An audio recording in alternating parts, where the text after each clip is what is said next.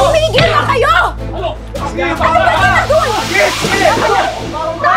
Hoy, Duwag! Bumalik ka dito! Ano ba nasabi? Ayaw mo makinig eh. Nakikilam ko sa amin, ha? Hindi naman ako pwedeng hayaan kayo magpatayan dito sa loob ng eskwelahan. Bakit? Dati ka bang tanod? O baka guard ka dito? Buti na lang. Maganda ka. Class, I'd like you to meet and greet your new science teacher, Miss Helena Aragones. Good morning, class. First year med prep ka na pala. Bakit ka huminto? Magastos kasi pag med school eh. Kung may mga katanungan ka, kung may gusto mong katsikahan, sige lang ako ha. Teacher ka pala? Parang hindi eh. Kingston! That's not how you ask your teacher. Kilalang troublemaker yan. Dati nag-aaral yan sa Manila, pero pinadala siya ng parents niya dito para mas mabantayan kasi laging sangkot sa gulo. Ulit ako ng ulit, huwag ka munang mag-asawa dahil bata ka pa. Uy, anong ginawa mo? Nag-asawa ka pa rin. O ngayon, ano na ang buhay mo?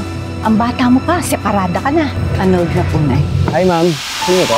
Ay, napakagagwapo ninyo ah! May mga girlfriend na ba kayo? Single na single po. Single lang dapat kayo, hindi yung nagmamadali kayo. Naku, pangit yun! Maganda si mama. Type mo? Sinabi ko lang na maganda. O bakit? Hindi ba siya maganda? Yari ka na naman kay Feliz niyan! Lena! Matthew, anong ginagawa mo dito? Bakit? Hindi na tayo mag-asawa. Manal na tayo. Aray! Sumama ka na lang kasi sa akin parang walang gulo! Ako gusto ko ng gulo. O sige!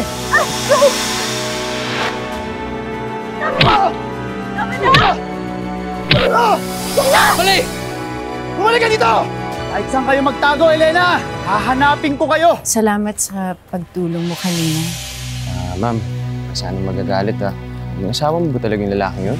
Bakit ganun siya? Kaya nga ko siya hiniwalayan eh. Kasi hindi ko na kinaya.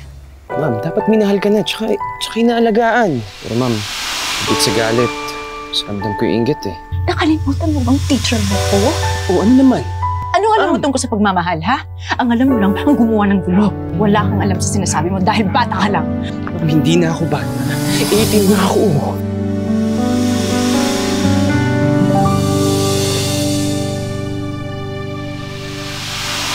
Wala na bang ibang babae sa mundo? Ma, what do you mean? Huwag mo na ipagkaila. May nagsabi sa amin that you've been dating your teacher! Papakulong ko yung babae yan for statutory rape! Sige, gawin nyo! Gawin nyo at hindi nyo na akong makikita kahit kailan, ma. Kung ipapakulong nyo si Elena, patayin nyo na lang din ako. Third, saan ba tayo pupunta? Elena, teka, iniisip ko pa. Mas mahalaga eh, pakalayo-layo na tayo sa lugar na to.